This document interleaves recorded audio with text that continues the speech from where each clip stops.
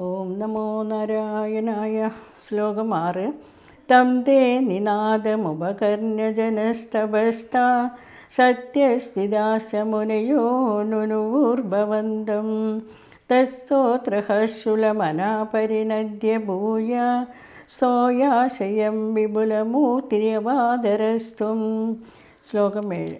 ഊർധ്വപ്രസാരി പരിധൂമ്രവിദൂതരോമാ പ്രോക്ഷിപ്തവാലധീരവാങ്മുഖഘോരഘോണാം തൂർണപ്രദീർണജലദപരിഗൂർണദക്ഷ്ണാം സോധോന്മുനീൻ ശിശിരയന്നവതേരിതത്വം. ശ്ലോകം 8. അന്തർജലം തദനു സങ്കുലനക്രചക്രം ഭ്രാമ്യത്തിമിംഗിലകുലം കലിശോർമിമാലം ആവിശ്യ ഭീഷണരവേണ രസാതലസ്താം ആകമ്പയൻ വസുമതീം മഗവേഷയസ്ത്വം.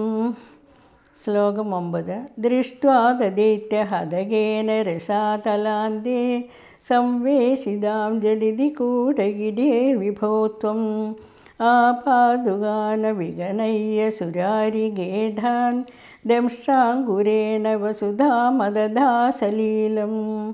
ശ്ലോകം 10. അഭ്യുദ്ധരന്നദരാം ദശനാഗ്രലഗ്ന മുസ്താങ്കുരാങ്കിതൈവാതികഭീംവരാത്മാം ഉദ്ദൂതഘോരസലിലാജലധീരുദഞ്ചൻ ക്രീഡാവരാഹവപുരീശ്വര പാഹി രോഗാത്. സർവത്ര ഗോവിന്ദനാമസങ്കീർത്തനം. ഗോവിന്ദ ഗോവിന്ദ.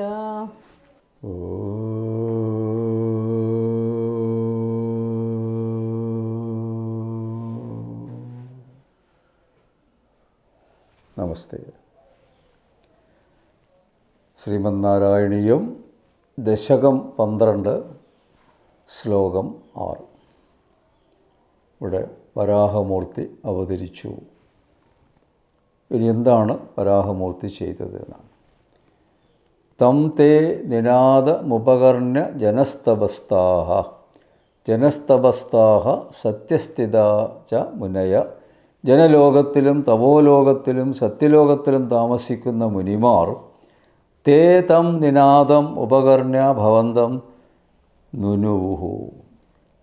വരാഹമൂർത്തിയുടെ അതിഘോര ഗർജനം കേട്ട് അങ്ങയെ സ്തുതിച്ചു. ലോകത്തിലുള്ള എല്ലാവരും എന്നാണ് പറയുന്നത്. ജനലോകം, തപലോകം, സത്യലോകം മുനിമാരൊക്കെ എന്തോ ഒരു എന്താ പറയുക, ഭീകരമായ ഒരു ശബ്ദം കേട്ടുല്ലോ. എന്താണത് കാരണം എന്ന് ചോദിക്കാൻ. എന്നിട്ടവർ സ്തുതിക്കുകയാണ്. ത്വം തദ് സ്തോത്ര ഹർഷുലമനാഹ. അങ്ങ് അവർ സ്തുതിച്ച സ്തോത്രങ്ങൾ കേട്ട് സന്തുഷ്ടവാനായി. സ്തോത്രങ്ങൾ എന്താണ് ചൊല്ലിയത് അത് കേട്ടിട്ട് മഹാവിഷ്ണുവിന് സന്തോഷമായി. വരാഹമൂർത്തിക്ക് പരിണദ്യ വിപുലാമൂർത്തി തോയാശയം അവാതരഹ.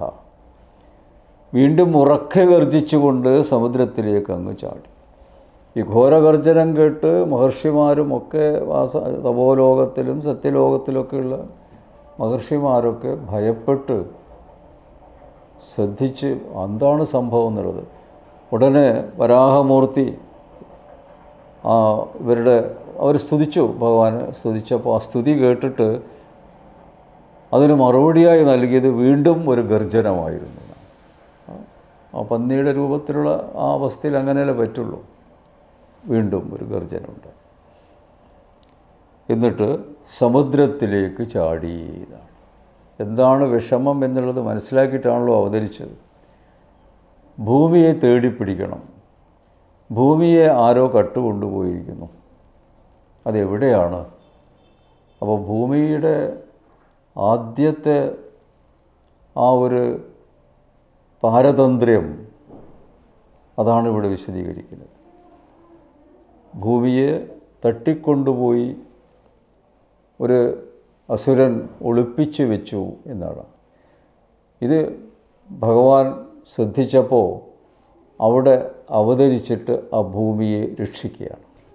അപ്പോൾ ഭൂമിയെ രക്ഷിക്കുക എന്നുള്ളത് ഭഗവാൻ വളരെ പ്രത്യേകമായ രീതിയിലാണത് ചെയ്തിരിക്കുന്നത് എന്നുള്ളത്. വരാഹമൂർത്തിയുടെ ഘോരഗർജനം ജനാ തപോ സത്യലോകത്തിലുള്ള കേട്ട് ഭഗവാനെ സ്തുതിച്ചു, പിന്നീട് സന്തോഷിച്ചു, ഉറക്കെ ഗർജിച്ചു. പിന്നെ ശ്ലോകം 7. ഊർധ്വപ്രസാരി പരിധൂമ്ര വിധൂതരോമ ത്വം ഊർധ്വപ്രസാരി പരിധൂമ്ര വിധൂതരോമ. ചെമ്പിച്ച ആ പന്നിയുടെ വെളുത്ത നിറമാണ് കേട്ടോ. അപ്പോൾ അതിൻ്റെ രോമത്തിൻ്റെ നിറം എന്താ? ചെമ്പിച്ച നിറമാണ്. അതിങ്ങനെ തുടിച്ചുകൊണ്ടിരിക്കുകയാണ്. രോമങ്ങളോട് കൂടിയ ശരീരമുള്ള അങ്ങ് എഴുന്നേറ്റ് നിന്നു. പന്നി എഴുന്നേറ്റ് നിന്നു എന്നാണ് പറയുന്നത്. എനിക്ക് തോന്നുന്നു 2 കാലിങ്ങനെ ഇതാക്കി നിന്ന ഒരവസ്ഥയിലായിരിക്കും അവിടെ വരാഹമൂർത്തി. പ്രോക്ഷിപ്തവാലധി അവാങ്മുഖ ഘോരഘോണ. ഉയർത്തിപ്പിടിച്ച വാലുമായും താഴത്തേക്ക് ലക്ഷ്യമാക്കിയ വലിയ മൂക്കുമായും തൂർണ പ്രതീർണ ജലത. എളുപ്പത്തിൽ മേഘസമൂഹങ്ങൾ തുണ്ടം തുണ്ടമായി അങ്ങയെ വലയം ചെയ്യപ്പെട്ടും. പരിഘോർണദൃഷ്ണ സ്തോത്രതൂൺ മുനീൻ ശിശിരയൻ അവതേരിത. ഭൂമി അന്വേഷിക്കുവാൻ കണ്ണുകളെ വട്ടം കറക്കി സ്തുതിക്കുന്ന മുനിമാരെ ആനന്ദിപ്പിച്ചുകൊണ്ട് അങ്ങ് കടലിൻ്റെ ആഴങ്ങളിലേക്ക് കുതിച്ചു. അപ്പോൾ അവനറിയാം കടലിൻ്റെ അടിയിലുണ്ട് ഭൂമി എന്നുള്ളത്. അപ്പോൾ അതിൽ ഭഗവാൻ ആ ചാടുന്ന സമയത്ത് ഭഗവാന്റെ ശരീരപ്രകൃതി എന്താണെന്ന് പറയുന്നുണ്ട്. ഉയർത്തിപ്പിടിച്ച വാലിങ്ങനെ ഉയർത്തിപ്പിടിച്ച. മൃഗങ്ങളൊക്കെ ആ ശൗര്യം കാണിക്കുക വാലങ്ങോട്ട് ഉയർത്തിപ്പിടിക്കുമല്ലോ. താഴെ നോക്കുകയാണ്, ഭൂമി താഴെ കടലിൻ്റെ അടിയിലാണ്. പിന്നെ വളരെ വലിയ മൂക്ക്, പന്നിയുടെ മൂക്ക് കണ്ടിട്ടുണ്ടല്ലോ, അത് വളരെ വലുതായിരിക്കും എപ്പോഴും. പിന്നെ അവിടെ മേഘസമൂഹങ്ങളൊക്കെ അങ്ങ് വെള്ളത്തിലേക്ക് ചാടുമ്പോൾ അത് മുറിഞ്ഞ് മുറിഞ്ഞ് കഷ്ണങ്ങളായിപ്പോയി എന്നാണ് പറയുന്നത്, അശക്തി കൊണ്ട്. പിന്നെ ഭൂമിയെ രക്ഷിക്കുവാനായിട്ട് എവിടെയാണ് ഈ ഭൂമി ഉള്ളതെന്നുള്ളത് പരതുകയാണ്. അതോടൊപ്പം മുനിമാരെ സന്തോഷിപ്പിച്ചുകൊണ്ട് അവരുടെ പ്രാർത്ഥന സഫലീകരിക്കാൻ വേണ്ടി കടലിൻ്റെ ആഴങ്ങളിലേക്ക് കുതിച്ചു എന്നാണ് പറയുന്നത്. ഭട്ടതിരിപ്പാട് ഈ ശ്ലോകത്തിൽ വരാഹമൂർത്തിയുടെ സമുദ്രത്തിലേക്കുള്ള കുതിച്ചുചാട്ടത്തെ മനോഹരമായിട്ടാണ് വർണ്ണിച്ചിരിക്കുന്നത്. ചെമ്പിച്ച ഇളകുന്ന രോമരാജികൾ കൊണ്ട് സമൃദ്ധമാണ് വരാഹമൂർത്തിയുടെ സ്ഥൂല ശരീരം. പന്നിയുടെ ശരീരത്ത് പൂർണ്ണമായും ചെമ്പിച്ച രോമങ്ങൾ നിറഞ്ഞിരിക്കുന്നു. വാലുയർത്തിപ്പിടിച്ച് താഴ്ത്തിയ മൂക്കുമായി മണം പിടിച്ചുകൊണ്ടാണ്, അത് ആ മൂക്കിനെ പ്രത്യേകം എടുത്ത് പറയാൻ, മണപ്പിച്ചുകൊണ്ട് അത് കണ്ടുപിടിക്കാനുള്ള വ്യഗ്രതയിലാണല്ലോ. അന്തരീക്ഷത്തിലെ മേഘങ്ങളെല്ലാം ഛിന്ന ഭിന്നമായി ആ വഴി മാറിക്കൊടുക്കുകയാണ്. ഭൂമി അന്വേഷിക്കുവാനായി ഭഗവാൻ കണ്ണുകളെ വട്ടം കറക്കി. ഒരു സാധനം തരുമ്പോൾ നമ്മുടെ കണ്ണിങ്ങനെ എവിടെ ഇങ്ങനെ വട്ടം കറങ്ങുമല്ലോ, അതും കൂടി ശ്രദ്ധിച്ചിട്ടുണ്ട് അവിടെ. എന്നിട്ട് മുനിമാരപ്പോൾ ഇങ്ങനെ സ്തുതിക്കുകയാണ്. ഇങ്ങനൊരു അപകടം വന്നുവല്ലോ ഭൂമിക്ക്, ഭൂമി ദേവി എന്നാണ് സങ്കല്പം. അപ്പോൾ അവരെ സ്തുതിക്കുകയാണ്. അപ്പോൾ അവരെ സന്തോഷിപ്പിക്കാനായിട്ട് കുതിച്ചു ചാടി. ഇനി 8ാമത്തെ ശ്ലോകം. അന്തർജലം തദനു സങ്കുലനക്രചക്രം ത്വം തദനു സങ്കുലനക്രചക്രം. അങ്ങോട്ടും ഇങ്ങോട്ടും ഓടിക്കൊണ്ടിരിക്കുന്ന മുതലക്കൂട്ടങ്ങൾ. ഭ്രാമൃത്തി തിമിംഗലകുലം കലുഷോർമിമാലം. വട്ടം ചുറ്റിക്കൊണ്ടിരിക്കുന്ന തിമിംഗലക്കൂട്ടങ്ങൾ, ഇളകി മറിഞ്ഞുകൊണ്ടിരിക്കുന്ന തിരമാലകൾ. അന്തർജലമാവശ്യം ഉള്ളതുമായ സമുദ്രജല മധ്യത്തിലേക്ക് ഇറങ്ങിച്ചെന്ന് ഭീഷണരവേണ രസാതലസ്ഥാനാകമ്പയൻ. ഉഗ്രമായ ഗർജനത്താൽ പാതാളലോകവാസികളെ ഭയപ്പെടുത്തി. വസുമതിയും ആകവേഷയ. വരാഹമൂർത്തിയെ ഭൂമി ദേവിയെ അന്വേഷിച്ചു എന്നാണ്. ആ അതിശക്തമായ ആ ചാട്ടത്തിൽ എന്താ സമുദ്രത്തിൽ സംഭവിച്ചത്? തിമിംഗലക്കൂട്ടങ്ങൾ, വലിയ മത്സ്യമാണല്ലോ തിമിംഗലം, അതൊക്കെ ആകെ വട്ടം കറങ്ങാൻ തുടങ്ങിയെന്നാണ് പറയുന്നത്. പിന്നെ തിരമാലകൾ അങ്ങും ഇങ്ങും ഒരു ക്രമമല്ലാത്ത രീതിയിൽ തിരമാലകൾ ഉണ്ടായി. അങ്ങനെ ഭഗവാൻ വരാഹമൂർത്തി സമുദ്രത്തിൻ്റെ ആഴത്തിൽ പാതാള ലോകവാസികളെ ഭയപ്പെടുത്തിക്കൊണ്ടുള്ള ശബ്ദത്തോടു കൂടി വസുമതിയും ആകെ വരാഹമൂർത്തി ഭൂമിദേവിയെ അന്വേഷിച്ചു. ഇവിടെ വരാഹമൂർത്തിയെ പറ്റിയുള്ള ചില കാര്യങ്ങൾ നമ്മൾ ധരിപ്പിക്കുകയാണ്. സമുദ്രജലത്തിനുള്ളിൽ എവിടെയാണ് തൻ്റെ പ്രിയപത്നി ഭൂമിദേവി എന്ന ഗൗരവത്തോടെ വരാഹമൂർത്തി അന്വേഷിക്കുന്ന സന്ദർഭം ഭട്ടതിരിപ്പാട് നന്നായി വർണ്ണിച്ചിരിക്കുന്നു ഈ ശ്ലോകത്തിൽ. വരാഹമൂർത്തി എന്ന മഹാവിഷ്ണുവാണ്. മഹാവിഷ്ണു 2 പത്നിമാരുണ്ട് എന്നാണ് പറയുന്നത്. ഒന്ന് മഹാലക്ഷ്മി, മറ്റൊന്ന് ഭൂമിദേവി. അങ്ങനെ ചില പ്രതിഷ്ഠകൾ നമ്മുടെ നാട്ടിലുണ്ട്. അപ്പോൾ ഭൂമിദേവിയുടെ ഭർത്താവാണ് മഹാവിഷ്ണു എന്നുള്ള ചിന്ത നമുക്കും നമ്മുടെ ഉള്ളിലുണ്ടാകണം. അതാണ് ഭൂമിയെ നമ്മൾ വെറുതെ ഇടരുത്. അതിലെന്തെങ്കിലും കാർഷികമായ കാര്യങ്ങൾ ചെയ്യണമല്ലേ ഭൂമിദേവിക്ക് തൃപ്തി ഉണ്ടാവില്ല. ഭൂമിദേവിയെ ഒരു വിൽപ്പന ചരക്കാക്കി മാറ്റുക, ഇതൊക്കെ ചെയ്യുമ്പോൾ നമ്മുടെ ഐശ്വര്യമാണ് കുറഞ്ഞു പോകുന്നത്. അതാണ് ഭൂമിദേവി നമുക്ക് അന്നം തരുന്നവളാണ്, കാർഷിക വിളകൾ നൽകുന്നവളാണ്. അവ മണ്ണിൽ നിന്ന് ആണ് നമുക്ക് ഈ വിഭവങ്ങളൊക്കെ നൽകുന്നത് ദേവി. ഒരമ്മയുടെ സ്ഥാനമാണ്. ഭക്ഷണം നൽകുന്ന അമ്മ ആരാണ്?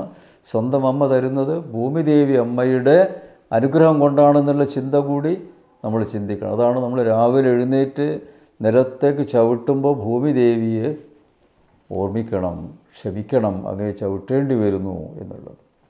ഭൂമിയെ തൊട്ട് തലയിൽ വെക്കണം എന്നുകൂടി പറയുന്നു. ശ്ലോകം 9. വിഭോ കൂടകിടി ത്വം മായാവരാഹമൂർത്തിയായ സർവശക്ത അങ്ങ് അത ദൈത്യഹതകേന രസാതലാന്തേ സംവേശിതാം വസുധാം ദൃഷ്ട്വാചടുതി. അസുരപ്രമാണി എന്ന് പറഞ്ഞാൽ ഹിരണ്യാക്ഷൻ രസാതലത്തിൻ്റെ അടിഭാഗത്ത് വെച്ചിരിക്കുന്ന ഭൂമിയെ കണ്ടപ്പോൾ അപാതുകാൻ സുരാരിഖേടാൻ അവിഗണയ്യ, തന്നെ തടസ്സപ്പെടുത്തുവാനായി പാഞ്ഞെടുക്കുന്ന അസുരാധമന്മാരെ അവഗണിച്ച് സലിലം ദംഷ്ട്രാങ്കുരേണ അതഥ നർമ്മഭാവത്തോടെ തൻ്റെ തേറ്റയുടെ സഹായത്താൽ ഭൂമിയെ പൊക്കിയെടുത്തു. രസാതലത്തിൽ അസുരന്മാരുടെ ലോകം രസാതലമാണ്. അതിൻ്റെ അടിയിൽ കൊണ്ടുപോയി ഒളിപ്പിച്ചു വെച്ചിരിക്കുകയാണ് ഭൂമിയെ. അത് വരാഹമൂർത്തി കണ്ടുപിടിച്ചു. ഉടനെ തന്നെ തൻ്റെ തേറ്റ ഉപയോഗിച്ചുകൊണ്ട് ഭൂമിദേവിയെ ആ തേറ്റ മേലെ പൊന്തിച്ചു വെച്ചു. നല്ല തേറ്റയുണ്ടല്ലോ പന്നിക്ക് ആ മുഖത്ത് മൂക്കിൻ്റെ അവിടെ, അതിൻ്റെ മുകളിൽ ഭൂമിയെ ഉയർത്തി. വരാഹരൂപത്തിൽ അവതരിച്ച് സമുദ്രത്തിൽ ഊളിയിട്ടിറങ്ങി അസുരാധിപനായ ഹിരണ്യാക്ഷൻ ഒളിപ്പിച്ചു വെച്ച ഭൂമിയെ തേറ്റയുടെ സഹായത്താൽ പൊക്കിയെടുത്തത് മഹാവിഷ്ണുവിൻ്റെ ലീലാവിലാസമാണെന്ന് ഭട്ടതിരിപ്പാട് സാന്ദർഭികമായിട്ട് പറയുക. ശ്ലോകം 10. ക്രീഡാ വരാഹബവു ഈശ്വര, ലീലക്കായി വരാഹരൂപം സ്വീകരിച്ച ഭഗവാനെ, അങ്ങ് അധധരാം അഭ്യുദ്ധരൻ, ഭൂമി എടുത്തതിന് ശേഷം അതിനെ മേലോട്ടുയർത്തുവാനായി ദശനാഗ്രലഗ്ധമുസ്ത്വാങ്കുരാങ്കിത ഇവ തേറ്റയുടെ അറ്റത്ത് ഒട്ടിപ്പിടിച്ചിരിക്കുന്ന ഇളം മുത്തങ്ങയോടുകൂടിയവനോ എന്ന് തോന്നിക്കുന്നത് പോലെയുള്ളവനും അതിഗഭീവരാത്മ ഉദ്ധുതഘോര സലിലാത് ജലതേ ഉദഞ്ചൻ, ഏറ്റവും വർണ്ണമുള്ള ശരീരത്തോടു കൂടിയവനും ആയ ഇളക്കിക്കൊണ്ടിരിക്കുന്ന ഭയാനകമായ സമുദ്രജലത്തിൽ നിന്ന് ഉയർന്നു വരുന്ന ത്വം രോഗാത് പാഹി, അങ്ങ് രോഗത്തിൽ രക്ഷിക്കണമേ. ആ വരാഹമൂർത്തി ഭൂമിദേവിയെ തേറ്റയിൽ വെച്ച് പൊങ്ങുന്ന രൂപം പറയാണ്. ഒരു ഭൂമിയിൽ മുളച്ചു പൊങ്ങിയിരിക്കുന്ന ഒരു മുത്തങ്ങ പുല്ല് ഉണ്ടല്ലോ, എത്രയുണ്ടാവും അതിൻ്റെ വലുപ്പമൊക്കെ. അപ്പോൾ ഭൂമിദേവി വരാഹമൂർത്തിയുടെ മൂക്കിൽ ദംഷ്ട്രം, അത് തേറ്റയുടെ മുകളിൽ ഒരു ചെറിയ മുത്തങ്ങ പുല്ല് വെച്ചതുപോലെയുള്ളൂ. അത്രയും ചെറിയ രൂപമാണ് ഭൂമിയുടെ. അതിനേക്കാളും വലുപ്പമാണ് വരാഹമൂർത്തി എന്നാണ് പറയുന്നത്. അപ്പോൾ ഇവിടെ എന്താ പറയുന്നത് വെച്ചാൽ, വരാഹമൂർത്തിയെ സംബന്ധിച്ചിടത്തോളം തൻ്റെ തേറ്റയിൽ പറ്റിപ്പിടിച്ചിരിക്കുന്ന മുത്തങ്ങ എന്ന ഒരുതരം ഔഷധവീര്യമുള്ള സുഗന്ധ പുല്ലാണ്. ആ ഭൂമിദേവിയെ എന്നാണ് കാഴ്ചക്കാർക്ക് തോന്നുക. ഭൂമിദേവിയെ തേറ്റിരുത്തി മഹാസമുദ്രത്തിൽ ഉയർന്നു പൊങ്ങുന്ന ലീലയ്ക്കായി അവതരിച്ച വരാഹമൂർത്തിയോട്, അപ്പോൾ ഇവിടെ മുഴുവനും വരാഹമൂർത്തി ഭൂമിദേവിയെ രക്ഷിച്ചുകൊണ്ട് മേലോട്ടുയരുന്ന സ്വരൂപമാണ് ഭട്ടതിരിപ്പാടിൻ്റെ അന്ധകരണത്തിലുള്ളത്. ആ സങ്കല്പത്തെ തന്നെ പ്രാർത്ഥിച്ചുകൊണ്ട് എന്താ അപേക്ഷിക്കുന്നറിയോ? എൻ്റെ രോഗത്തെ ഉടനെ നിവാരണം ചെയ്യണമേ. ഭഗവാനെ, അങ്ങ് വരാഹമൂർത്തി രൂപം ധരിച്ചെൻ്റെ മുമ്പിൽ ഇപ്പോഴുണ്ട്.